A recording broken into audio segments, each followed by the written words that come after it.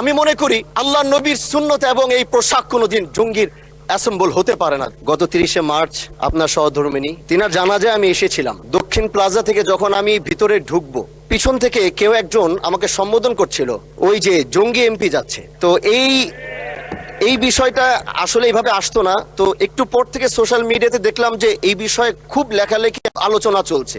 এজন্য আমি আপনার কাছে একটি অনুরোধ করব, আমাকে জঙ্গি বলার কারণটা আমি যতটুকু মনে করলাম যে আমার মাথায় একটি পাগড়ি রয়েছে, সাদা পাঞ্জাবি সুন্নতে রাসূল রয়েছে, এটার জন্য হয়তো তিনি আমাকে ওইভাবে জঙ্গি বলে সম্বোধন সে আমাকে করেছে। আমি মনে করি আল্লাহ নবীর সুন্নত এবং এই পোশাক কোনোদিন জঙ্গির অ্যাসেম্বল হতে পারে না জানেন সবাই। এই জন্য আমি আপনার কাছে একটি অনুরোধ করতে চাই, মাননীয় স্পিকার, আপনি সিসি ফুটেজ যেটি রয়েছে, আপনি যদি মাননীয় স্বরাষ্ট্রমন্ত্রী এবং সংসদের সার্জেন্ট অ্যাট আর্মসকে যদি আপনি নির্দেশ দিবেন যে কারা এই কাজটি করেছে, একটি সঠিক তদন্ত যদি আপনার মাধ্যমে নির্দেশনা আসতো, তাহলে এই বিষয়টি ক্লিয়ার হতো। ধন্যবাদ। মাননীয় সদস্য, বিষয়টি অবশ্যই অত্যন্ত দুঃখজনক।